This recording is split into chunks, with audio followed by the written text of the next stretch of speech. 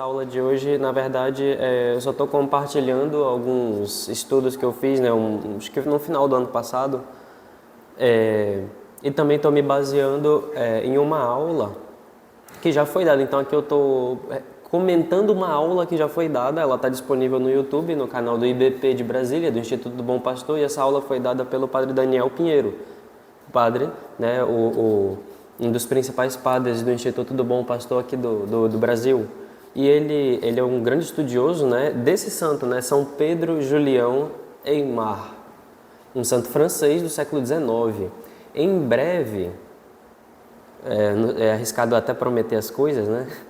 Em breve a gente pode ter uma aula sobre a biografia dele. Já que eu tenho a biografia completa dele lá em casa, basta fazer a aula, que é a parte mais difícil. São Pedro Julião Aymar, ele é um santo, não vou comentar muito sobre a vida dele, né, mas ele é um santo muito ligado à Eucaristia. Muito. Ele é um santo sacramentino, a fundação da congregação dos sacramentinos. Então, a espiritualidade da congregação, o carisma dessa congregação é todo voltado para o Santíssimo Sacramento, para a Eucaristia. Então, é muito curioso ver ele era um padre, né, um baita de um santo. É muito interessante ver a história da família dele, a história do pai, sobretudo, e desde pequeno, como ele já apresentava uma devoção, uma relação com a Eucaristia que era fora da curva. Então, esse padre, esse santo, São Pedro Pierre Julien Aymar, Pedro Julião Aymar, em português, ele sistematizou, não é que ele inventou propriamente uma coisa do zero, uma coisa nova, não, mas ele sistematizou coisas que a igreja sempre ensinou sobre a aquisição de virtudes. Por exemplo, acho que a lição que, se a gente puder guardar uma frase da aula de hoje a perfeição ela consiste na exclusividade. São Bernardo de Claraval, ele afirma diretamente que é impossível ser perfeito sem exclusividade. Impossível chegar à perfeição sem priorizar alguma coisa, ou seja, ser exclusivo com alguma coisa, optar por alguma coisa, colocar alguma coisa acima de todo o resto. Então é impossível chegar na perfeição que Deus quer de nós sem ter essa vontade muito aguda, muito afiada com relação à finalidade que a gente quer chegar, né, que a gente quer cumprir. Isso se aplica perfeitamente às virtudes. Ou seja, como ele traçou um método para se alcançar as virtudes. Esse método consiste basicamente, tá? Tem mais coisa para comentar e eu vou fazendo os apontamentos aqui conforme eu for lendo algumas coisas. Mas basicamente ele sistematizou em 4 etapas, em 4 passos. Um método, um caminho. A palavra método em grego significa caminho, né? Uma via para se chegar à aquisição de uma virtude. E aqui a gente tem uma primeira pergunta para responder. Quantas virtudes é possível cultivar de uma vez? Ora, a resposta já foi dada anteriormente. Tem que ter prioridade, tem que ter exclusividade. Tentar pegar todas as virtudes de uma vez é como o marinheiro que tenta ganhar tudo numa pesca só. Não é garantia que ele vai obter absolutamente nada. Na verdade, o mais provável é que ele não consiga nada. Tentar conseguir todas as virtudes de uma vez seria, São Pedro Julião também fala, como tratar um terreno baldio. Santo Afonso ele também chega a fazer, no livro A Selva, ele também chega a fazer essa comparação, que a nossa alma, né, devido ao pecado original, ela é como um terreno abandonado, cheio de mato, para todo canto. Só que não dá para a gente começar a capinar tudo de uma vez. Precisa começar aos poucos e assim que se termina, quem já cuidou de um terreno, quem já cuidou de grama alguma vez na vida sabe, termina-se de um lado, recomeça-se do outro. Por quê? Porque é assim, volta a crescer. Assim também os nossos vícios, eles voltam a crescer. A gente poda de um lado e precisa retomar para o lado oposto. Poda-se de um lado, recomeça-se do outro. São Pedro Julião faz exatamente essa comparação, como um terreno abandonado, cheio de mato. Capina de um lado, capina do outro. Quando você terminar os dois, já tem que voltar para o primeiro. Por quê? Porque os vícios vão voltando a brotar na alma. Isso é uma coisa... é a tendência da nossa alma. Sempre tendenciosa para o mal, sempre tendenciosa para a concupiscência. Então, antes da gente entrar no passo a passo, vamos começar com alguns comentários sobre o que São Pedro Julião dá. Primeira coisa, a virtude ela se dá por repetição de atos. A virtude intelectual, Aristóteles diz que se dá pelo ensino. Isso a gente aprende nas jornadas dos professores do colégio, já nas jornadas pedagógicas. Virtude intelectual se dá pelo ensino. E ela, quanto mais se ensina, mais fortificada ela fica. Já a virtude operativa, os atos propriamente, ela só se constitui pela repetição dos atos próprios de cada virtude. Então, se eu quero ser paciente, eu preciso ser paciente. Se eu quero ser casto, eu preciso ser casto, eu preciso exercer isso. E, mais ainda, no caso das virtudes sobrenaturais, o exercício das virtudes precisa ficar cada vez mais intenso. E Deus sempre vai nos dando oportunidade de intensificar os atos de cada virtude própria. Então, primeira consideração que nós precisamos fazer, a virtude se dá por repetição de atos. Uma outra coisa que nós podemos considerar é que hábitos só são substituídos por outros hábitos. Ou seja, vícios só são substituídos por virtudes. Não adianta a gente ficar se iludindo. Inclusive, as pessoas, quando se preparam para casar, uma ilusão muito comum dos jovens é justamente essa. Não, o fulano muda depois. Ora, eu não sou casado e a gente já sabe que isso não procede. A gente já sabe que isso não procede, porque as pessoas não mudam do nada. As pessoas precisam de substrato para mudar. O ser humano muda, é verdade, é inegável. Não é que a gente nasce de um jeito e morre do mesmo jeito. Não, as pessoas mudam. Porém, a mudança ela não se dá de qualquer maneira. Hábitos são substituídos por hábitos. Vícios só são substituídos por virtudes. A virtude é um hábito operativo bom. Assim ensina Santo Tomás. E o vício é o quê? É um hábito operativo mau. A pessoa se acostumou a operar de maneira má, de maneira iníqua, de maneira revoltosa para com Deus, cultivando o próprio eu. Então, hábitos só são substituídos por hábitos. É por isso que esse assunto sobre as virtudes, cultivo de virtude, progresso na virtude, é sempre um assunto, feijão com arroz para a gente voltar. Isso aqui, essa aula de hoje ela é um catecismo, uma coisa bastante básica sobre o nosso progresso espiritual. Hábitos são substituídos por hábitos. Essa é uma segunda consideração que nós podemos fazer. Uma terceira consideração que nós podemos fazer é que a virtude ela é em si mesma desagradável, porque a nossa natureza decaída pelo pecado original, ela, como eu comentei ainda há pouco, ela cultiva a si mesma. É o cultivo do próprio eu. O ser humano, Bento XVI falava isso, né? Depois do pecado original, o que corre nas veias do ser humano é o veneno da serpente. Ou seja, no fundo, ô Eva, come essa fruta aí, você vai ser divina. Então, acaba que no fundo, essa mentirinha, ela continua ficando no nosso ouvido. E a gente continua acreditando nisso e cultivando isso dia a dia. Esse cultivo do próprio eu. Por detrás de todo vício, por detrás de todo pecado, de todo defeito, tem o orgulho, tem o culto a si mesmo. Ora, eu não aceito a lei de Deus, então eu fabrico a minha própria lei. E isso é o pecado. A aversão a Deus e a conversão à criatura. Assim define Santo Agostinho. Aversio ad Deum et conversio ad creaturas. Santo Tomás fala de um jeito mais filosófico. O pecado o vício é aversio ad immutabilem bonum et conversio ad mutabilem bonum. É a aversão ao bem imutável, que é Deus, e a conversão, a precipitação no bem mutável, que é a criatura. Então, a gente deixa o que é imutável, eterno, para ficar com aquilo que é temporal.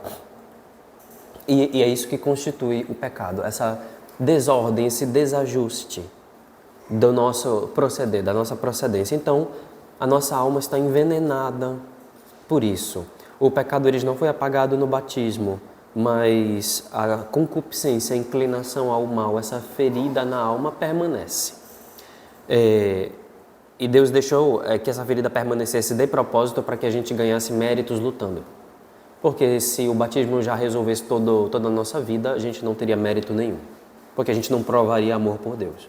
A gente não teria matéria para lutar. A gente não teria o que fazer. Pronto, o batismo já resolveu tudo. Eu fiquei igual Adão e Eva antes do pecado. Se fosse assim, a gente não teria coroa no céu. Haveria céu, mas não haveria coroa. Então, para que a gente pudesse obter uma coroa celeste, Deus permitiu que essa ferida permanecesse na alma, mesmo após o batismo. E isso tudo nos leva a outra conclusão, né? Como eu mencionei ainda há pouco, a virtude para nós, ela é desagradável. Ela é essencialmente bélica. A virtude, ela concede paz ao homem, mas é uma paz armada. É uma paz sempre pronta para o combate. Porque a virtude, ela é essencialmente combativa. Essencialmente combativa. Devido à nossa fraqueza e a gente precisar se esforçar para chegar a ela. Essencialmente combativa. Então, já vimos que virtude é repetição de atos. Já vimos que hábitos só são substituídos por outros hábitos, ou seja, a gente não tem opção. Não, é que eu quero ser um pouco menos viciado. Não tem isso. Hábitos só são substituídos por hábitos. Vícios só são substituídos por virtudes. Então, não adianta a gente ficar se iludindo em querer ficar um pouquinho melhor. A questão não é ficar um pouquinho melhor, a questão é ser algo diferente do que nós somos no presente. E, por último, nós vimos que a virtude ela é em si desagradável à nossa natureza, porque a nossa natureza ficou com um orgulho muito arraigado dentro de si por causa do pecado original. Ok. Dadas essas premissas, agora vamos para o método em si, né, de São Pedro. A aula de hoje ela vai ser bem curta, tá? Porque é uma coisa muito direto ao ponto, não há muito o que se comentar aqui. Primeira coisa, é necessário estar em estado de graça. Primeira coisa, antes disso aqui, é necessário estar em estado de graça. Ou se não, se está, querer voltar a ele. Primeira coisa, é necessário estar, o que é estar em estado de graça? Diz o catecismo, se está sem nenhum pecado mortal na consciência, nenhum pecado mortal não confessado. Daí a importância do sacramento da penitência. É necessário o primeiro ponto, importantíssimo. Sem isso a gente vai naufragar, a gente já começa perdendo. É necessário estar em estado de graça, ou ao menos querer voltar a ele, querer retornar a ele. Por que o estado de graça vai ser tão importante? Porque ele garante que a nossa virtude ela terá um princípio sobrenatural. Se ela tem um princípio sobrenatural, então o auxílio de Deus virá ao nosso encontro. Se as nossas virtudes nós quisermos cultivá-las de uma maneira pagã, de uma maneira separada da graça de Deus, a gente não tem garantia do auxílio de Deus. A gente não tem garantia de que Deus vai nos ajudar. Quando nós estamos no estado de graça, estamos nos esforçando para voltar para Ele, estamos nos esforçando para permanecer nele. Quando nós estamos nessa luta, nessa atividade em busca do estado de graça e de crescer no estado de graça, né, receber pelos sacramentos, aí sim nós partimos de um ponto seguro. Começar de qualquer ponto que não seja um estado de graça é começar a andar num caminho obscuro. Primeira coisa, estar em estado de graça. Segunda coisa, ok, professor, já entendi. Tem que ser uma virtude de cada vez. Inclusive, na chamada da aula eu coloquei o trecho de um salmo que aparece no ofício de sexta que a gente rezava aqui no colégio. Eu não vou me recordar o dia agora, mas se não me falha a memória, é quinta-feira. Sexta de quinta-feira. O ofício divino na hora do meio-dia. Ibunt de virtute in virtutem. Eles iam, né, de virtude em virtude. Videbitur Deus deorum in Sion. E veriam, né, o Deus dos deuses em Sião. Então a Sagrada Escritura, no Salmo 83, versículo 7, foi esse que eu coloquei na chamada da aula. A própria Sagrada Escritura fala de virtude em virtude. Tem algumas traduções que colocam de força em força, de poder em poder. Um crescendo de virtude em virtude. Então, ótimo, já entendi que é uma por uma. Porque ser mais do que uma por uma seria uma presunção da nossa parte e seria querer ganhar muito, pescando pouco. Já entendi que é uma por uma, ok. Já entendi que a virtude é repetição de atos, ok. Já entendi que precisa estar no estado de graça, ok. Mas por qual virtude que eu começo? Santo Tomás catalogou, só de virtudes anexas são mais de 50. Como é que começa? Por onde que começa? Eu começo tendo mais fé? Não, é virtude. Virtude é amar a Deus, então é preciso amar a Deus. Muito generalista, pouco concreto. Não serve. Não serve. Esse plano de ação é o soldado que vai para a guerra atirando para todo lado. Ele vai morrer. Ele não está com plano de ação. Ele não está sabendo o que fazer. Assim também, a virtude é combativa, a gente vai ter que lutar. A gente vai lutar como? A gente vai lutar contra quem? Contra quem primeiro? A gente vai lutar contra que inimigo? A gente vai lutar para chegar onde? Que cidade fortificada nós vamos tomar primeiro nessa guerra? Então, São Pedro Julião dá um conselho muito simples, mas bem direto ao ponto. Por qual virtude eu começo? Pela que eu mais preciso. E qual é a que eu mais preciso? A que cada um haverá de fazer o seu exame de consciência. No exame de consciência, a gente percebe aquele pecado que eu repito mais vezes. Aquele pecado, geralmente mortal, no qual eu sempre recaio. É a armadilha, tá ali. Tá ali uma coisa assim açucarada, melada. E aí, pronto, eu olho para aquilo, eu não me controlo e toda vez eu cedo para aquela coisa. Pronto, então aqui a gente já tem um ponto de início. Começa-se obtendo a virtude oposta ao vício dominante da nossa alma. Esse é o ponto de início. E isso é uma coisa muito objetiva. Creio eu que todo mundo aqui se confesse com frequência. Para quem se confessa com frequência, não vai demorar a pessoa achar o vício dominante. A pessoa já vai enxergá-lo com uma certa facilidade. Não é tão difícil assim, não é uma coisa de outro mundo.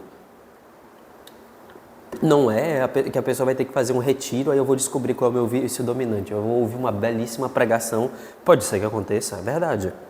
Mas basta um exame de consciência atento, até mesmo o exame inaciano, né, o exame de Santo Inácio de Loyola, o chamado exame particular, porque o exame que a gente faz para a confissão ele é chamado de exame geral. O exame particular ele é um outro tipo de exame de consciência. Creio eu que no site da congregação tem artigo sobre o exame particular. Creio eu que tenha. Precisaria ter uma aula sobre isso, né? Eu vou dar umas ideias aí para o pessoal. O exame particular ele é um remédio poderosíssimo, né, para a alma. Grandes cardeais, grandes santos se utilizaram disso, dessa ideia, né, de Santo Inácio. Ora, então, fazendo um breve exame, e não precisaria nem ser tanto um exame particular, analisando o próprio exame geral, né, de várias confissões em sequência, a gente obtém uma espécie de padrão da nossa própria alma. Não é uma coisa tão difícil assim. Não é uma coisa tão complicada. É lógico que a oração vai esclarecer muita coisa. Deus vai nos colocar, como diria Santo Agostinho, Ele vai dar saúde aos nossos olhos, para que a gente veja as coisas que a gente não está vendo agora. Então, é óbvio que a oração vai ajudar muitíssimo, né? A gente descobrir, como diz o padre William Faber, descobrir quem é que está sentado no trono da nossa alma, que não somos nós mesmos. Ele fala de uma maneira meio misteriosa no livro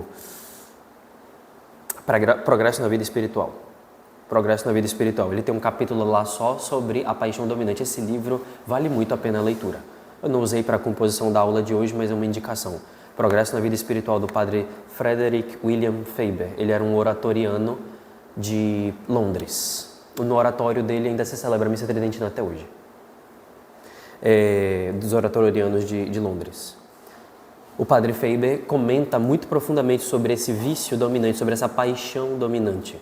Quem é, o que está sentado no trono da nossa alma, que secretamente, e às vezes nem é tão secretamente assim, essa coisa que rege os nossos atos e não sou eu mesmo, é uma outra coisa. Não estou falando de possessão demoníaca. É um vício que toma conta dos nossos atos, que aparelha os nossos pensamentos e às vezes a gente não se dá conta. Esse vício é quem manda nos outros vícios. É um vício dominante, uma paixão dominante. Pode ser a preguiça. Comumente, Santo Afonso fala isso, comumente é coisa contra a castidade. Principalmente na nossa época. Principalmente na nossa época. Pode ser a preguiça, pode ser algo contra a castidade, pode ser a gula. Para algumas pessoas, a gula rege a vida da pessoa, né? É o caso, sei lá, de uma pessoa embriagada. A pessoa tem um vício já adquirido com relação àquilo e muitas vezes aquilo rege a própria vida da pessoa, controla outros campos da vida da pessoa. A gula, a incontinência, a preguiça, os pecados capitais de maneira geral. Há pessoas que os pensamentos daquela pessoa já são automaticamente maledicentes. A pessoa ela está viciada intelectualmente numa maledicência, a pessoa desconfia de todo mundo, é uma espécie de paranoia. A pessoa só sabe criticar os outros, só sabe falar mal dos outros, e se não fala com essa língua, fala com a língua dos pensamentos. Há pessoas que são viciadas nisso. Enfim, a gente poderia citar vários e vários e vários exemplos e ficar até amanhã. Assim como existem muitas virtudes, existem muitos vícios.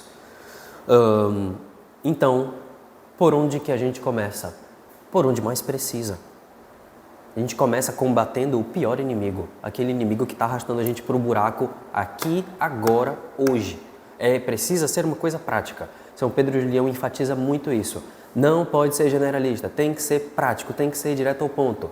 Não sei qual é o meu vício dominante, meu Deus, eu não me confesso com frequência, alguém que talvez esteja assistindo a aula no futuro, não me confesso com frequência, não sei qual é o meu vício dominante, é necessário pelo menos começar.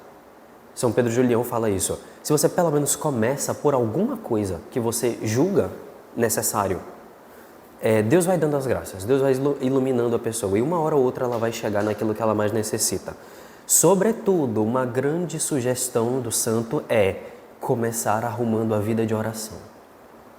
Coisa que todo mundo sabe aqui. A gente falha até com uma certa frequência vergonhosa. Começar ajustando a vida de oração. Não sei por onde começar. Começa ajustando a vida de oração. Começa tendo um horário para fazer as coisas. É uma pequena organização, mas é aquele pequeno que não é tão pequeno assim.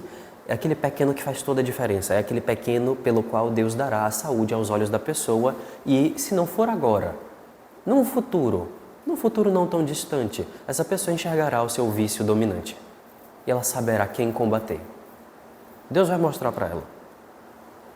Seja por meio de outras pessoas, seja por meio de uma leitura espiritual, que a gente vai já falar de leitura espiritual, Deus vai mostrar para essa pessoa aquilo que ela precisa saber.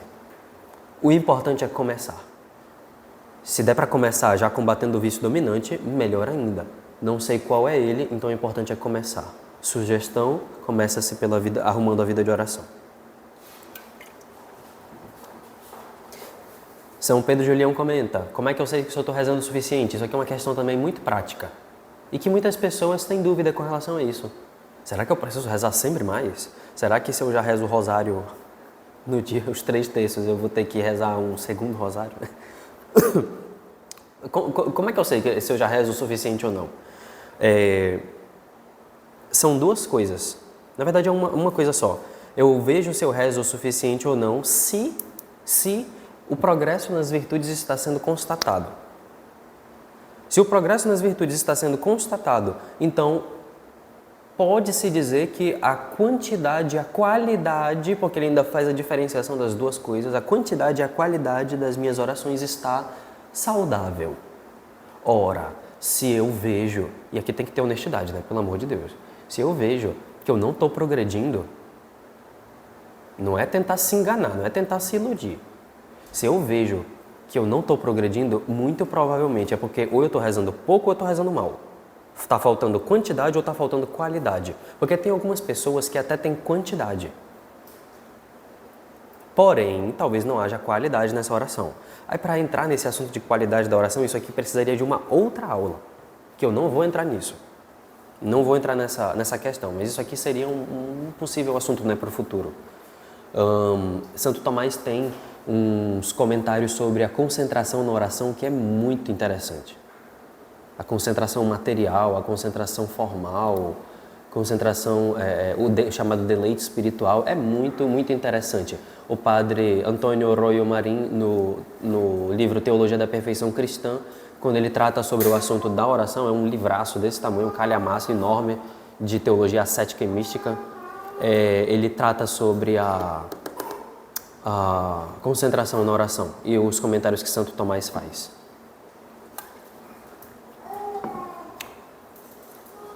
Ok, recapitulando até agora, virtude e repetição de atos. A virtude ela é em si para nós desagradável devido ao nosso orgulho, nossa alma ferida. É necessário começar estando em estado de graça porque isso nos assegura o auxílio de Deus. É necessário começar por onde? Começar pelo vício dominante. E é necessário evitar as generalidades. Tudo isso aqui nós já averiguamos, né, ponto por ponto. São Francisco de Sales comenta que ele está sendo bem generoso, né? Se nós conseguíssemos abandonar um vício por ano, ele considera que esse nível de abandonar um vício por ano, uma virtude adquirida por ano, ele considera que esse nível seria bastante aceitável para um fiel.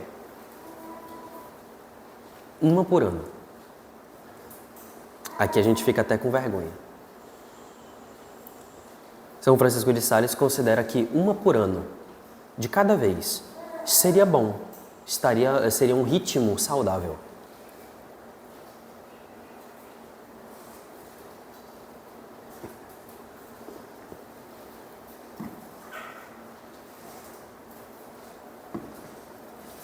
São Pedro Julião, por outro lado, ele pega um pouco mais pesado.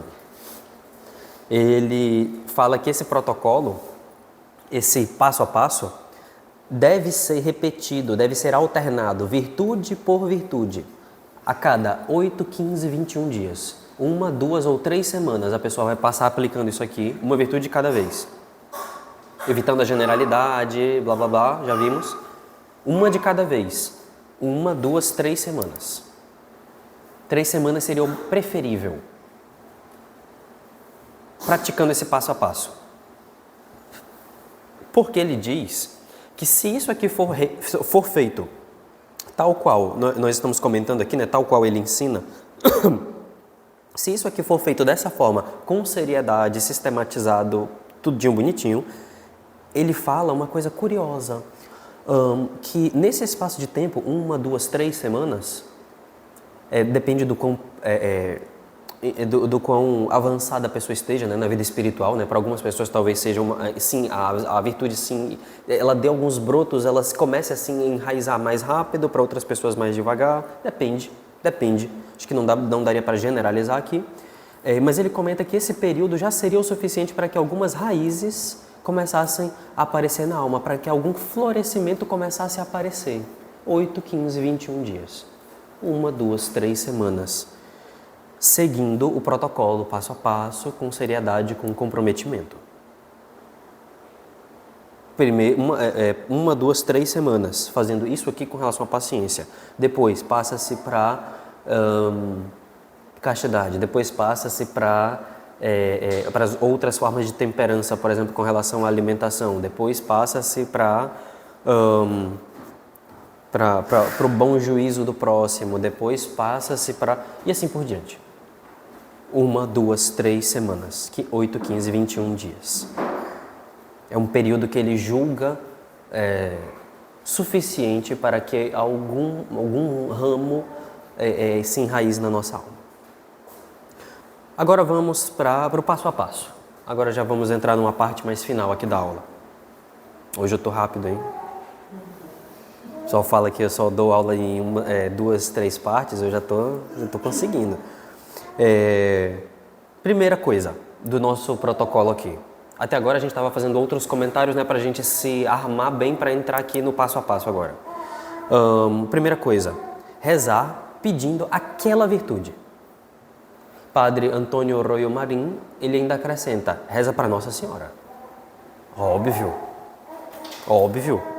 Ela que tinha todas as virtudes em grau máximo, ela vai poder dar um bocadinho da virtude dela pra gente, óbvio. Então, todo santo só é santo porque tem Nossa Senhora. Porque não tem santo sem Nossa Senhora.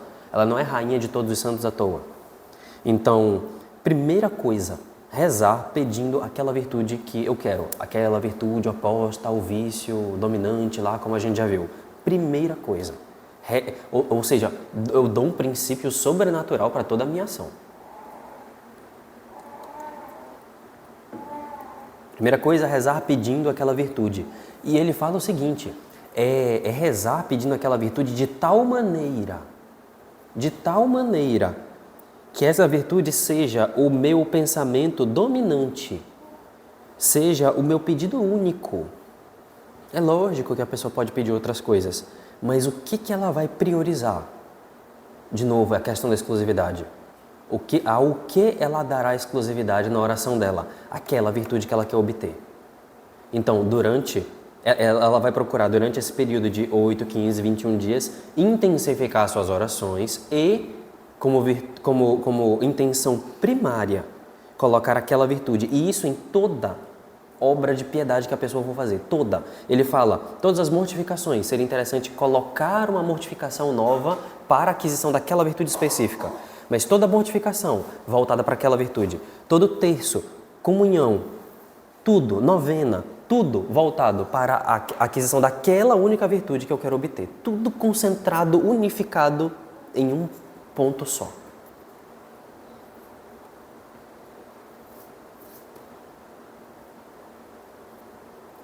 De tal maneira que esta virtude, o pensamento dela se tornou meu pensamento dominante. Eu estou como que obcecado por ela.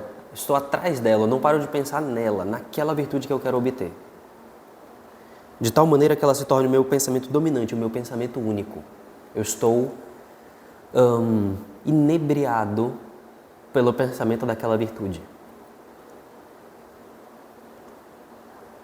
Vejam que isso aqui é bastante diferente do que simplesmente rezar pedindo aleatoriamente qualquer coisa. É uma coisa bem sistematizada. Primeiro ponto, então, rezar pedindo essa virtude. Rezar, pensar nela de uma maneira persecutória. Segundo ponto, estudar e meditar sobre aquela virtude durante 8, 15, 21 dias. Aqui nós temos que fazer uma separação, tá? Ano passado a gente teve trocentas aulas sobre meditação aqui na congregação. Só eu dei umas 3 sobre os frutos da meditação. Segundo o padre Manuel Bernardes, é necessário estudar e meditar sobre a virtude que eu quero obter. Lembrando que são duas coisas diferentes. O estudo aqui não precisa propriamente ser uma coisa muito elevada, não precisa ser a suma teológica, nem nada do gênero. Se for, melhor. Mas eu procuro um livro, algo que um autor espiritual, sobretudo aqueles que começam com S, né, de São, sobretudo um santo, né, falando de alguma virtude.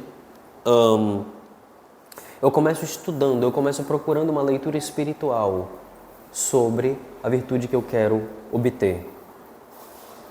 Algum tratado sobre paciência, sobre humildade, sobre conformidade, Santo Afonso tem, sobre castidade, sobre Bossuet tem, eu acho que não tem físico esse livro, mas tem para Kindle. Bossuet tem um livro, um tratado sobre a concupiscência, onde ele vai tratar de várias inclinações para os deleites sensíveis que a alma humana tem. Procurar leituras a respeito daquilo que a gente quer obter. O amor cresce na medida do conhecimento. A nossa fé não é sentimental. Os santos, como o coração deles era mais parecido com o coração de Nosso Senhor, com o Sagrado Coração, os santos, eles A vontade da alma deles se movia com mais facilidade do que a nossa. Ora, nós somos pouca coisa. Nós não somos eles. Apesar de que a gente quer chegar lá. A vontade da nossa alma, ela vai se inclinar para aquilo que a inteligência vê como bem claro. Todo ato da vontade é precedido por um ato da inteligência. Isso é psicologia tomista, básica. Todo ato da vontade é precedido por um ato da inteligência. Eu me movo para aquilo que eu reconheço como bem. Ora, quanto mais conhecimento eu tenho sobre aquele bem, então com mais intensidade eu me movo. É necessário estudar. A nossa fé não é sentimental. A nossa fé não é sentimental. É perigoso. É temerário. O que certos movimentos fazem aproximando a doutrina católica de um protestantismo e é perigoso. É perigoso porque isso não vai santificar as pessoas. Deixa eu ir direto ao ponto. O sentimentalismo não vai santificar ninguém. É necessário estudar sobre a virtude que eu quero obter. Não precisa ser uma coisa de outro mundo, mas é necessário estudar. É necessário saber. Preciso reconhecer o bem para me inclinar a ele. É assim que o ser humano funciona. É assim que a alma humana funciona. Os santos se inclinavam ao bem com mais facilidade, porque eles tinham uma vontade, um coração mais manso e humilde do que o nosso. Ora, o nosso coração se inclinará para o bem que ele reconhecer de maneira mais clara. E o bem será reconhecido de maneira mais clara, quanto mais a nossa inteligência conhecê-lo. É necessário conhecer as virtudes.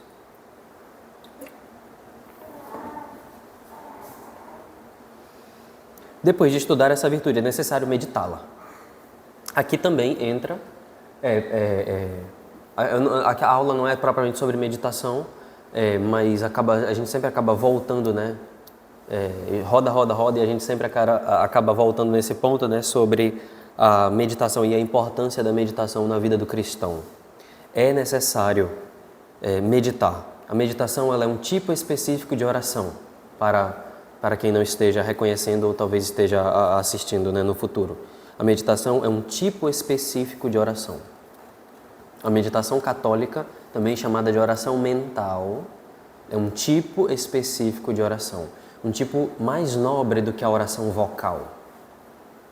A oração vocal, aquela que se faz com o corpo, ou que se faça só em pensamento, mas que poderia ser realizada no corpo. Algumas pessoas se confundem e pensam que oração mental eu rezo na cabeça. Não é isso não.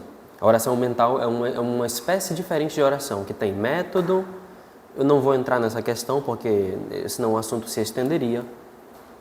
Mas é necessário, além de estudar sobre aquela virtude que eu quero obter, é necessário meditá-la. Meditá-la. A meditação é uma coisa que inclina a alma do ser humano para o bem de uma maneira muito profunda. Nas aulas que nós tivemos ano passado, aí sim, né, foram 3 aulas que eu dei, cada uma de 1 hora e pouco, sobre os frutos da oração mental, os 12 frutos da oração mental. Ali nós aprofundamos com profundidade. Nós aprofundamos bastante sobre o que a meditação faz com a alma do ser humano. Não vou voltar a esse tema, até porque a gente não teria tempo e a aula não é sobre isso, mas pesquisem, quem não tiver inteirado, né, sobre esse assunto da meditação, pesquise, porque é necessário meditar. Em português, temos excelentes livros para pessoas aprenderem a meditar, mesmo que a pessoa não saiba nada. Tratado da Oração e da Meditação de São Pedro de Alcântara, livro da Oração e da Meditação do Frei Luís de Granada. Santo Afonso tem meditações para todos os dias do ano, que é um negócio desse tamanho, enorme, para todos os dias do ano. Meu Deus, eu não tenho livro. Ok, você tem internet, aprende a usar a internet para coisa boa. Não fica só vendo piadinha no YouTube, gastando 25 horas do dia no Instagram, vendo a vida dos outros. Senhora. Essa oração do Santo Afonso, que é antigo autor, né? Serve de uma Sim, ela é para ser repetida todo ano. Essas meditações de Santo Afonso para todos os dias do ano. Tem um site chamado Meditatione, escreve com TI. Que horror a pessoa falando latim assim, né? Perdão, professora. Meditazione, esse site é super fácil de achar. Lá tem as meditações de Santo Afonso para todos os dias do ano. Tá lá, tá no celular, é só pegar e ler. Tá lá, oração de início, eu não sei fazer, tá lá, aprende, tá. Métodos de meditação, tem lá, tá tudo lá nesse site. Foi feito pelos nossos amigos lá de São Paulo. Extremamente útil isso aqui, utilidade pública. Vou fazer um outdoor com isso aqui, né, para as pessoas aprenderem. Dá para usar no celular. É a melhor coisa do mundo meditar com o celular? Não, não é. É muito melhor meditar com livro, anotando, né, escrevendo alguma coisa. Mas quem tem cão caçar com gato.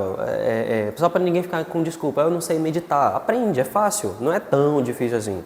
O método de Santo Inácio é difícil, mas o método de Santo Afonso é super fácil. Filoteia, basicão. O método de São Francisco de Sales, que algumas pessoas acham até mais fácil. Existem vários métodos de meditação, vários, alguns bem simplificados, super acessíveis, até para pessoas simples. É necessário meditar, é necessário fazer oração mental, aprender a fazer a oração mental, que é uma oração feita com método, é uma oração diferente, no caso para as pessoas que não conhecem, é uma oração diferente de Pai Nosso, Ave Maria, é de fato um método de oração diferente, né? E ela modifica muito a alma da pessoa. Uma pessoa que meditasse, às vezes um pai de família, uma pessoa muito ocupada, etc. Uma pessoa que fizesse meditação de 15, 20 minutos, meia hora, sei lá, 3 vezes por semana. Nossa, a vida dessa pessoa já ia ser outra coisa. A vida dessa pessoa já ia ser outra coisa. Inveja dos religiosos, né, que tem tempo para meditar 2, 3 vezes no dia. Como era, né, a regra original dos redentoristas. 3 meditações de 1 hora por dia. Na Fraternidade de São Mauro são 2 de meia hora por dia. Uma é só para Nossa Senhora. É necessário meditar as virtudes. A meditação imprime as coisas na nossa alma de uma maneira muito sobrenatural. É de fato uma ação divina dentro de nós. Estudar sobre a virtude e meditar sobre a virtude. Fazer oração mental em cima daquele tema, daquela virtude. 8, 15, 21 dias. Repetido, focado. Nada generalizado, nada etéreo, fantasmagórico. Direto ao ponto. Terceiro ponto. Terceiro passo aqui. Considerar. Pensar. Esse considerar aqui é no sentido de estender os pensamentos, refletir, se nós quisermos trocar a palavra. Refletir sobre essa virtude na vida de nosso Senhor Jesus Cristo. Como nosso Senhor foi paciente. Como os apóstolos testavam a paciência de nosso Senhor. Como nosso Senhor foi casto. Evangelho de São João, capítulo 4. Os apóstolos ficaram admirados quando viram nosso Senhor falando a sós com uma mulher. Por quê? E Jesus, tendo levantado os olhos... Por que isso se repete tantas vezes no Evangelho? Nosso Senhor, no Sermão da Montanha, se senta, símbolo de autoridade. Assim como o bispo, na missa pontifical, pode fazer a homilia sentado. Ele só lê. Ele tem autorização para fazer homilia sentado. Por quê? Porque ele tem toda a autoridade na diocese dele. Nosso Senhor se senta. Na barca de São Pedro, ele se senta para ensinar. Ele se senta.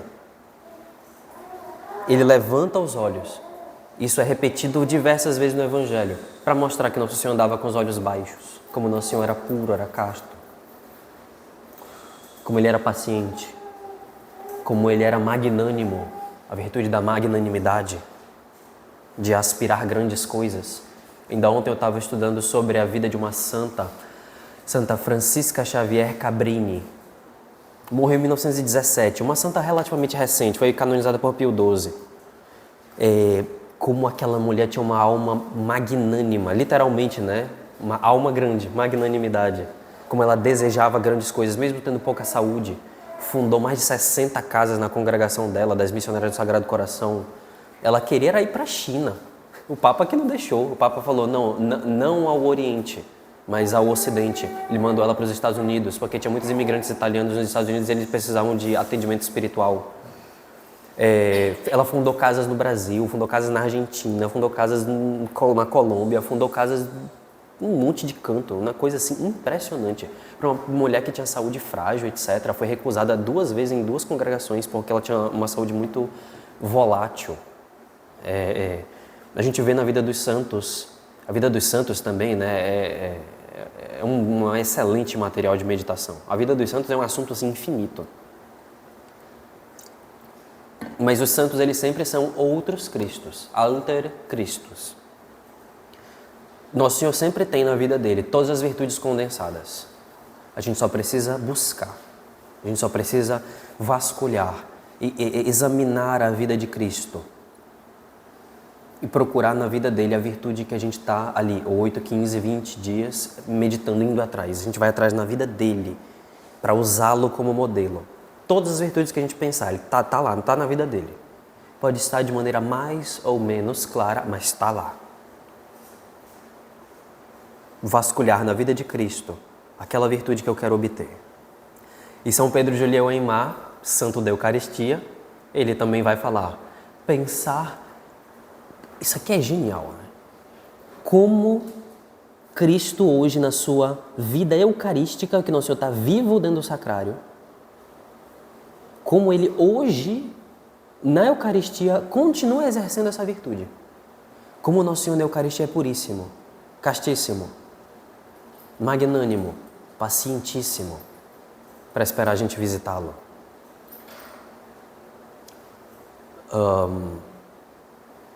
Como o Nosso Senhor na Eucaristia tem a virtude da fortaleza, que também envolve o suportar os desprezos e suportar os sofrimentos, e como o Nosso Senhor na Eucaristia ele vai suportar muitos desprezos e muito sofrimento. Foi o que Nosso Senhor se queixou para Santa Margarida Maria.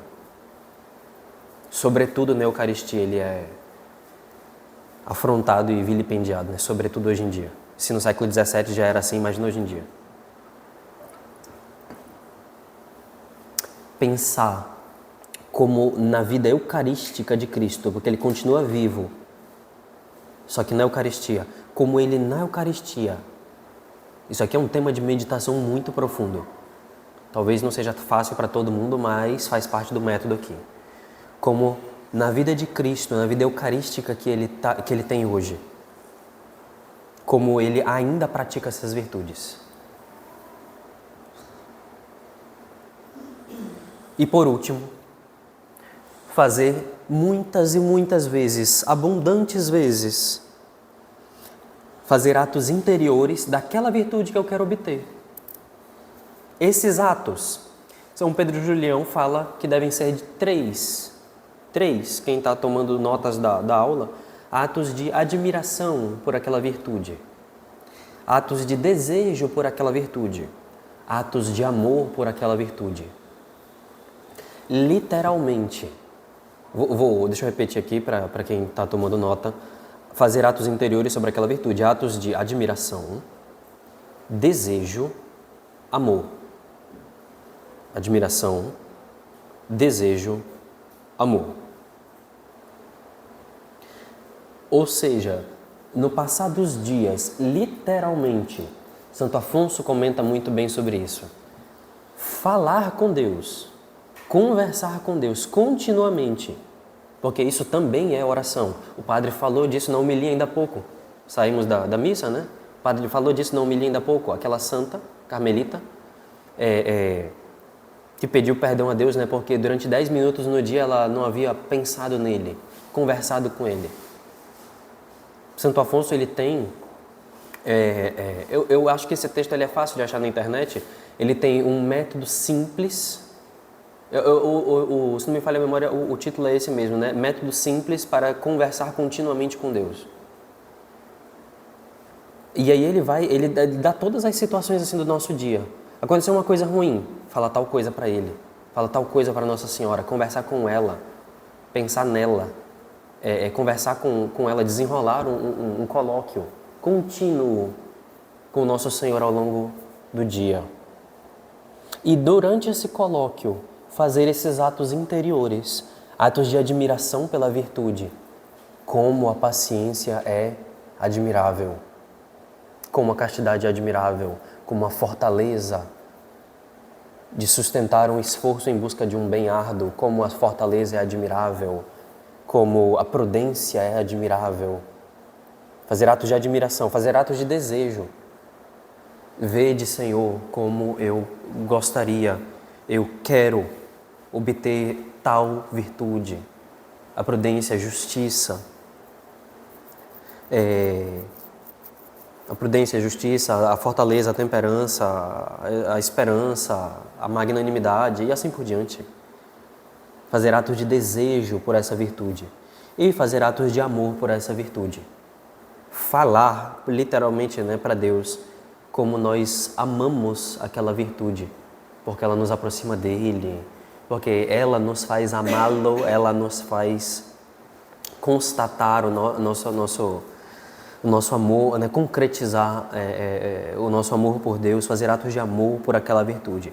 Fazer desta virtude o pensamento dominante, o pensamento único, de tal maneira que nas minhas orações, nas minhas mortificações, voltando ao ponto, até o primeiro ponto, nas minhas orações, nas minhas mortificações, quando eu for dar esmola para um pobre, eu estou pensando naquela virtude. Um pensamento assim, persecutório, eu estou perseguindo aquela virtude. Tem um salmo, se não me falha a memória, é o Salmo 33, completas de quarta-feira, eu acho. Inquire pacem et persequere eam. Perseguir a paz, persequere eam. Perseguir a paz. A paz é alcançada, dizia Santa Joana d'Arc, pela ponta da lança. É a virtude que a gente está atrás, que é bélica, que é combativa. É pela ponta da nossa lança que a gente vai alcançar a virtude, pensando nela, tendo ela como pensamento dominante. De tal maneira, São Pedro Julião nos garante que muitas vezes a gente se frustra na aquisição da virtude porque a gente não segue esse passo a passo, porque a gente não segue esse método. Então ele nos dá uma espécie de garantia. Eu estou vendendo e está com garantia aqui, ó. Faz isso aqui que vai dar certo. Passo a passo. Uma virtude por vez. Sem generalismo. Com exclusivismo. Como diz São Bernardo de Claraval. Com exclusividade em busca da virtude. Sabendo que vai ser difícil. São Pedro Julião, inclusive, ele tem os comentários, muitas vezes será da vontade de Deus que a gente fracasse nisso aqui. Porque esse fracasso vai abrindo os nossos olhos. O importante é não desistir e proceder de maneira metódica, sem ser aquele soldado louco, que nós comentamos ainda há pouco, que vai para a guerra pensando que ele vai querer sozinho combater o exército inteiro do inimigo. Sem método. Sem estratégia. Nós não seremos esse soldado imprudente, esse soldado louco. Não, nós sabemos que a virtude é uma repetição de atos, que a virtude é desagradável para a nossa alma, para o nosso corpo, por causa do nosso fundo de orgulho. Portanto, toda virtude terá um fundo de humildade. Assim como todo vício tem o seu fundo de orgulho, de revolta contra Deus, a virtude sempre terá o seu fundo de humildade, de submissão a Deus. Sabendo que hábitos só se substituem por hábitos. Então a gente não vai se iludir pensando que dá para ser um pouco menos viciado nos nossos vícios. Não. Sabendo que não tem meio termo, para isso. Sabendo que é necessário, começando com o estado de graça, começar pelo vício dominante, evitar as generalidades, porque isso é ilusão, isso é cegueira. Praticando estas coisas por 1, 2, 3 semanas, 8, 15, 21 dias, prosseguindo com método, com estratégia, E como diz, né, São Francisco de Sales, se a gente, pelo menos, ainda que nós tenhamos as nossas quedas, ainda que a gente tenha que confessar de vez em quando porque às vezes fez besteira e fez besteira grave, ainda que, ainda que nós tenhamos os nossos fracassos, porque dificilmente isso aqui vai funcionar tudo de um bonitinho da primeira vez, a gente vai precisar apanhar muito, se calejar muito, dar muito murro em ponta de faca, será necessário, será da permissão divina que isso aconteça, inclusive. Sabendo de todas essas coisas, né? Fazendo um compilado, um resumão de tudo que nós vimos até agora nessa breve aula, prosseguindo com o método, há uma garantia de que nós podemos sim obter o princípio, a raiz, o florescer, o despertar. Essa palavra é meio perigosa, né? No sentido gnóstico ela vai ficar perigosa. O despertar de todas as virtudes, a gente pode sim chegar lá. Não é etéreo, não é distante, não é impossível. São Francisco de Sales, inclusive, analisando a vida de outros santos, ele diz, a gente pode cometer 2 erros analisando a vida dos santos. Ou pensar que aquilo é muito fácil, que não é, ou pensar que aquilo é muito difícil, é impossível de chegar lá. São 2 erros. Às vezes a gente tende mais, nós que pelo menos temos algum conhecimento, né, sobre a vida dos santos, etc. Às vezes a gente tende mais a pensar que é uma coisa impossível, uma coisa mais próxima do impossível do que do factível. Ora, esse pensamento é perigoso. Esse pensamento é perigoso. É sim possível. Não significa que seja fácil. Não significa que seja de qualquer jeito, mas é possível. Acho que com isso a gente encerra a aula. Como eu falei, essa aula é basicamente um comentário, realmente não tem muito o que inventar aqui, né? É uma coisa muito direta ao ponto e eu acho que é uma coisa bastante útil, né, para o nosso dia a dia, certo? Agir com método, proceder com estratégia nessa guerra que é a nossa vida. Militia est, vita homini super terram. A vida do homem sobre a terra, a milícia, uma guerra. Disse isso o homem mais santo do mundo na época dele. Quem foi que disse isso? De quem é essa frase? De Jó. Perdeu os 10 filhos, perdeu toda a riqueza, perdeu a saúde do corpo, estava com lepra, perdeu a fama, que as pessoas iam na frente da casa dele, ao pôr do sol. Ele era tipo um professor de catecismo. Deixa eu vender o meu peixe. E as pessoas iam na frente da porta dele, tamanha sabedoria que aquele homem tinha. E ele não era nem do povo de Deus, tá? Ele era descendente de Esaú. Ele não era descendente de Jacó. Ele não era nem do povo de Deus, tá? Ele era pagão, de certa forma. Não no sentido que a gente entende hoje. Não vai começar com o ecumenismo aí não, sai daí. E o próprio Deus disse, né? Não há outro igual a ele na terra. O próprio Deus o canoniza como naquela época, naquele então, ele era o homem mais santo do mundo. E ele fala isso, né? Perdeu tudo. Perdeu tudo. O livro de Jó é uma das coisas mais espetaculares, né, que tem na Sagrada Escritura. A vida do homem sobre a terra é uma milícia, é uma guerra. É uma guerra. Então não dá para fugir dessa guerra. É aceitar que é assim e é saber lutar. Guerra para chegar no céu. Guerra. Guerra contra Lúcifer. E como diz a musiquinha, né, que as crianças cantam. Tão bonitinho, né? Guerra contra Lúcifer. Nossa Senhora, né, que esmaga o mundo, a carne e a serpente. Então, sobretudo, né, colocar Nossa Senhora aqui no meio de tudo isso aí. Eu não falei muito dela durante a aula, mas é meio implícito, né? Colocar Nossa Senhora no meio de tudo isso aí. Oferecer tudo isso aí para ela. Pedir a ajuda dela nesse progresso das virtudes. Uma de cada vez. Perguntas? Adendos? Comentários? Diga. Quando é que a gente sabe que tem que voltar para a virtude? Porque você falou no início que é como capinar um lote. Você faz metade e depois você tem que voltar para o que você fez. É necessário que haja um plano. Uma organização mesmo. Agendinha. Fazer a agendinha da própria vida. 8, 15, 21 dias, tal coisa. Começando pelo vício dominante, tudinho, tal, como a gente já viu. Depois, o que em segundo lugar ali eu estaria mais precisando. A pessoa vai, com o passar do tempo os olhos vão ficando cada vez mais clareados e a pessoa vai enxergando melhor. Então, aqui é urgente, preciso disso para ontem. Aqui está em segundo lugar na urgência. Terceiro lugar, quarto lugar. Depois de, sei lá, de uns 4, 5 ciclos, isso aqui o santo não definiu propriamente. Acho que é uma coisa mais da percepção e do caso de cada um. Porque eu vi que o mato voltou a crescer lá naquele... Ixi, tá começando a dar um negócio errado, tá meio estranho aquilo ali, tá começando a dar umas baratas lá, umas aranhas, volta para lá. Porque tá ficando perigoso para a alma. Combate, vai aparando onde precisar. Com o método, com o proceder que o santo definiu aí pra gente. Então acho que é uma coisa que varia da necessidade e de pessoa para pessoa. Eu queria saber enquadrar um dos vícios, que é o uso desregrado das redes sociais. Se eu busco a virtude da temperança, o vício é preguiça. É preguiça.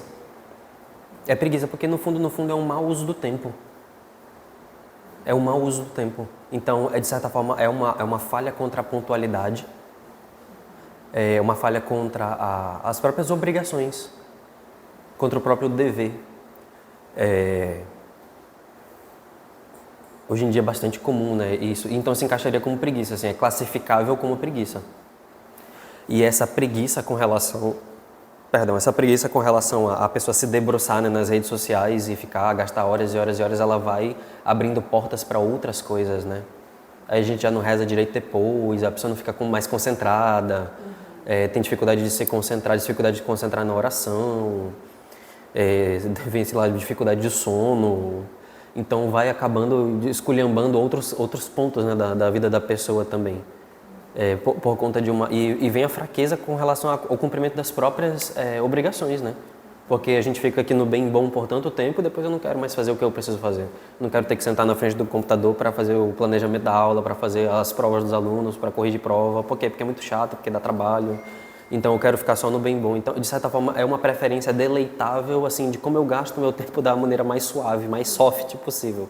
Então, de certa forma, pode ser classificável como preguiça. É contra a temperança, é isso mesmo. Senhora. Relação oral. Eu, principalmente, tenho muita dificuldade pela período da minha relação, a pessoa fala muito. Eu tenho dificuldade, assim, de fazer uma oração vocal.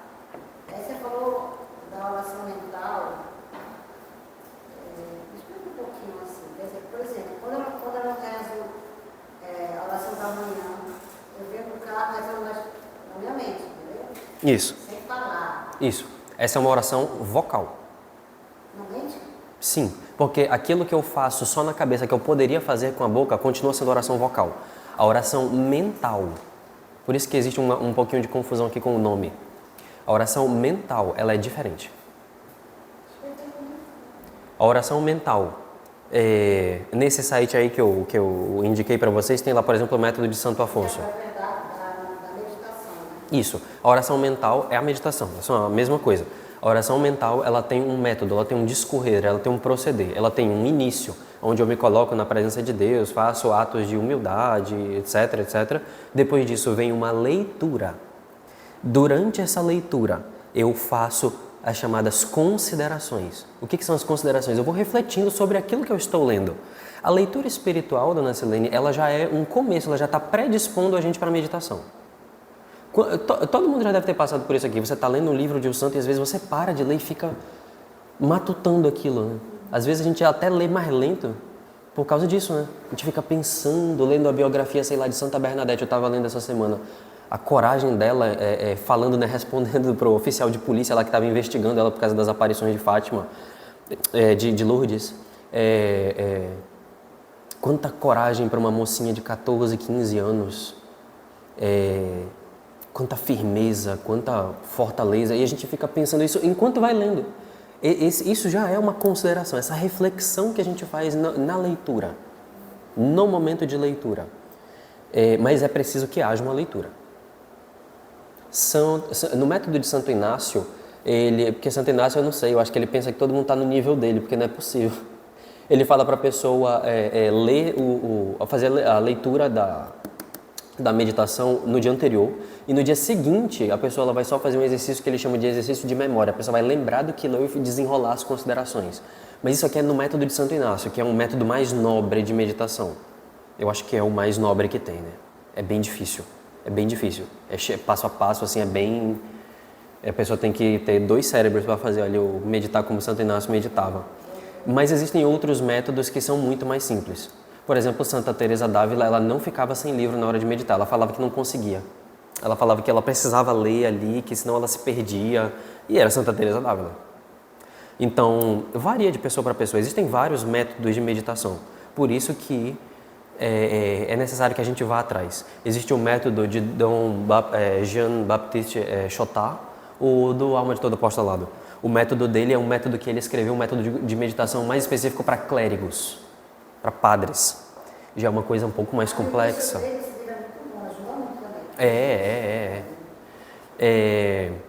Existem vários outros métodos, alguns são muito, muito simplesinhos. O método de São Francisco de Sales é bem simples, que ele ensina no Filoteia. O método de São Pedro de Alcântara, que na verdade não é de São Pedro de Alcântara, é do Frei Luís de Granada. Que São Pedro de Alcântara só fez pegar o que o Frei Luís tinha escrito e publicar. Frei Luís de Granada ele não é santo, ele está com um processo de canonização aberto. Acho que ele é só venerável. O método do Frei Luís de Granada ele já é uma coisa um pouco mais complexa. O método de Santo Afonso é bem simplesinho, é muito fácil de fazer. Com o passar do tempo você até decora o passo a passo. Tem uma oração inicial, ele já definiu ali a oração para você. Depois vem a leitura. Durante a leitura você vai desenrolando os pensamentos. Muitas vezes nas meditações de Santo Afonso, ele até fala sobre, irmão, considere tal coisa, tal coisa. Quando ele fala isso, ele já está dizendo, pense nisso, nisso, nisso. Desenrola aí você, tal e tal e tal ponto aqui que eu já estou te dando. Depois disso vem os afetos. O afeto ele é um colóquio, é uma parte importantíssima da oração, onde a gente vai literalmente falar com Deus com base naquilo que a gente acabou de meditar, naquilo que a gente acabou de ler, naquilo que a gente acabou de pensar ali. Eu vou pensando, o que é isso que eu estou lendo? Qual a importância disso que eu estou lendo? Como é que isso aqui tem a ver com a minha vida? Aí eu estou fazendo, sei lá, uma meditação sobre... imagina o evangelho de hoje, vou pegar lá Nosso Senhor chorando sobre Jerusalém, a dureza de coração dos judeus.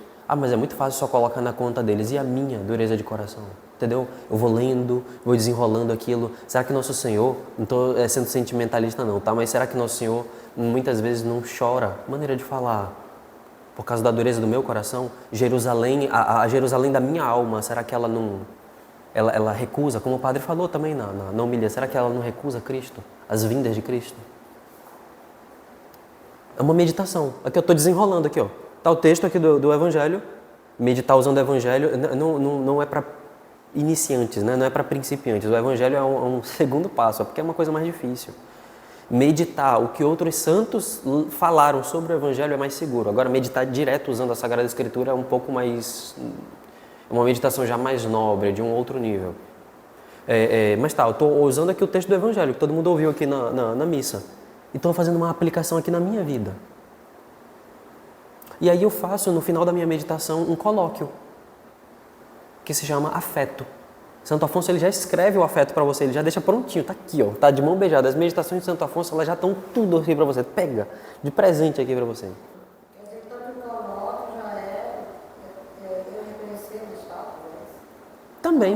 Também. Agradecer a Deus aquilo que eu percebi aquilo que eu estou fazendo bem. Agradecer isso a Deus, pedir essa firmeza. É uma oração. Pedir a Deus essa firmeza, que eu continue indo bem. Vi onde eu estou indo mal, peço perdão a Deus. Peço forças a Nossa Senhora para não repetir aquele erro, a dureza de coração que a gente estava comentando agora. E depois disso encerra-se com uma oração final, que no caso do método de Santo Afonso ele já deixa prontinho, né, para a pessoa. Isso aí a pessoa desenrola por 15, 20 minutos. Pronto, isso é uma meditação. É que eu tô enxugando muito, tá? Muito.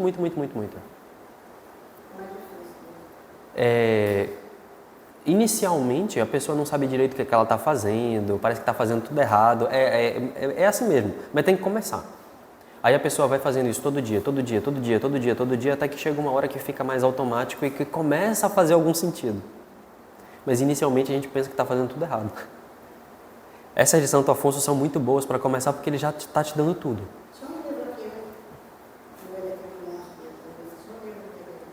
Isso. As meditações de Santo Afonso sobre o Sagrado Coração são excelentes. Uma outra coisa da meditação. No final do meu colóquio, ali que eu estou falando, né, com Nosso Senhor, com Nossa Senhora, tudo. Falar não quer dizer que eu estou vendo nada, né? No final do meu colóquio, eu traço resoluções. A meditação, ela é uma coisa bem prática. Ela é uma coisa que é para mudar a nossa vida. Por isso que eu comentei, né, que a meditação é tão importante, né? Tão importante. Eu faço propósitos. O que são esses propósitos? 2, 3 coisinhas, não muito mais do que isso, porque senão vira bagunça, aí a pessoa ela quer fazer muito e acaba não fazendo nada. 2, 3 coisinhas que eu vou me propor a fazer neste dia de hoje. Por isso que é bom fazer a meditação de manhã. E quem faz a meditação de noite, os padres dizem que pode colocar os propósitos em prática no dia seguinte. Fazer a meditação de manhã tem sempre essa vantagem, porque eu vou ter o resto do dia para desenrolar os meus propósitos. Minha meditação foi sobre fofoca, maledicência. Meu propósito, hoje eu não vou dar um pio sobre a vida de ninguém. Nem verbalmente, nem mentalmente, que é mais difícil. Eu vou me abster de pensar sequer, de considerar a vida dos outros, de refletir sobre a vida dos outros. É um propósito. E funciona para o dia de hoje. Amanhã eu vou meditar, sei lá, sobre outro assunto. Vou meditar sobre a Eucaristia. Qual vai ser o meu propósito hoje? Sei lá, fazer uma visita ao Santíssimo, passar 10 minutinhos ali com o Nosso Senhor, 5 minutinhos lá, fazer... ou sei lá, se eu não conseguir ir para a igreja em nenhum momento do dia, fazer várias comunhões espirituais ao longo do dia. Propósitos, coisas simples, para a gente pôr em prática aquilo que a gente acabou de ler e aquilo que a gente acabou de falar ali com Deus. Para pôr em prática. A meditação, ela é uma oração que termina em atos. Ela vai desembocar em atos. Se a senhora ler esse site aí que eu indiquei, nesse Meditazione, tem lá, métodos de meditação, tá lá, o método de Santo Afonso. Lendo aquilo ali, ele vai explicando o método dele. Lendo aquilo ali já fica bem prático o que é para fazer. Inicialmente é tudo travado, normal. Depois vai ficando mais fluido. Mas é basicamente, eu estou enxugando bastante coisa só para ir direto ao ponto, porque meditação é um assunto extenso. Mas só para a senhora saber, né, que a oração mental ela é uma oração com método e essas outras coisas. Não tem propriamente a ver com rezar na cabeça. Inclusive, a oração mental ela tem um outro nome, que é chamado de oração intelectual. Por que é uma oração intelectual? Porque a gente vai usar o intelecto para desenrolar aquelas verdades daquilo que a gente está lendo. Desenrolar, desfiar aquilo. Ficou mais ou menos claro para todo mundo? A oração mental é uma oração com método, é uma coisa diferente. Isso, oração vocal e oração mental. O terço, no caso, ele é uma oração mista. Porque existe uma parte vocal que é menos importante. E existe uma parte mental que é a meditação do próprio mistério daquilo que eu estou rezando. Os redentoristas, inclusive, eles têm um método, né, que é para manter melhor a atenção no terço. Nas primeiras 4 Ave-Marias da dezena, imagina o mistério, você vai construindo tudo aqui, a crucificação de Nosso Senhor. Tá lá, quinta dezena dos dolorosos. Eu vou imaginando tudo, o Calvário, o sangue escorrendo, tudo, 4 Ave-Marias. Aí depois, em 3 Ave-Marias, eu paro para pensar no próprio mistério em si. As 4 primeiras é para meditar, é para imaginar, para aprender bem a imaginação, para ela não ficar louca, indo atrás de pensar na morte da bezerra. Ela ficar fixa ali no mistério que eu estou rezando. Aí 3 Ave-Marias eu acho que é para meditar a Ave Maria e as últimas 3 eu acho que é para o mistério. Eu acho que é isso. Se não me falha a memória, é isso. Perdão, eu tentei citar aqui de memória que já faz tempo que eu não estudo sobre isso. Mas é um método para se manter a atenção presa no terço. Algumas pessoas, na Alemanha se faz isso. Quem reza ainda na Alemanha, né? Que não é quase ninguém. Quem não caiu no cisma lá e tal. O católico que presta ainda na Alemanha, eles rezam na Ave Maria, especificamente nas 10 Ave Maria, sobre o mistério que eu estou rezando naquele momento. Visitação de Nossa Senhora para Santa Isabel. Então, todas as Ave Marias, a pessoa vai pensar em como foi, do que se tira daquilo, a imensa caridade de Nossa Senhora para com Santa Isabel, e que por essa caridade para com o próximo veio o milagre da santificação de São João Batista. Então, eu também devo ser caridoso para com o meu próximo, para que Deus também consiga agir por meio de mim nas outras pessoas. Pronto, aqui eu estou desenrolando uma meditação, uma coisa intelectual. E tudo isso enquanto eu falo as Ave Marias. É por isso que a velocidade do texto ela não é tão importante. Não pode ser corrida de cavalo, porque senão a pessoa falta com respeito. Aí já se fala de uma maneira que não se entende nada. Mas também não pode ser super ultra arrastado, porque isso aqui é até pior. Porque senão a oração se delonga tanto que a gente já vai abrindo brecha para distração. Por isso que São Bento fala, a oração deve ser curta para ser breve. A oração deve ser curta para ser pura. Ela deve ser breve para manter a pureza. Quanto mais a gente se estende, o pessoal que reza Ave Maria, cheia de graça, o Senhor é convosco. É uma coisa sentimental. Não estou dizendo que essa oração não valha, não estou dizendo isso, mas é um método que não é eficaz. É um método que não é eficaz. O método monástico de se rezar as Ave Marias é muito melhor. Como? Rezar sem pausa. Oferecendo, o método dos monges orientais, oferecendo toda a respiração para Deus. Puxa a respiração, isso aqui inclusive ajuda a manter a atenção no terço. Puxa a respiração. Ave Maria, gracia plena Dominus tecum, benedicta tu in mulieribus et benedictus fructus ventris tui, Iesus. Aí a outra pessoa já responde. Aqui eu não precisei fazer nenhuma pausa, é uma oração curta, não precisa respirar, não precisa pausar. Não precisa. E a resposta? Sancta Maria Mater Dei, ora pro nobis peccatoribus, nunc et in hora mortis nostre. Amém. Eu não estou morrendo, eu não estou arfando, eu não sou fumante. Não, tá vendo? Não precisa. Não precisa. As pessoas ficam... Isso dá espaço para distração, é sentimentalismo na oração. Ave Maria, graça plena. Nossa, me traz flores logo, né? Deixa eu morrer, deixa eu me jogar no chão. É muito ruim isso aí, muito ruim. Não estou dizendo que essa oração seja inválida, não estou dizendo nada. Eu estou dizendo que esse método não é a coisa mais eficaz do mundo, não. A igreja tem outros métodos já padronizados, tudinho, bonitinho, e que funciona muito melhor. É útil, né, a gente falar dessas coisas. Diga. Na parte de fazer os atos anteriores, do ato de admiração, desejo e amor, que você fala essas coisas para Deus, é como se você quase estivesse convencendo Deus de te dar essas virtudes, como Moisés fez com o povo de Deus no deserto. Isso.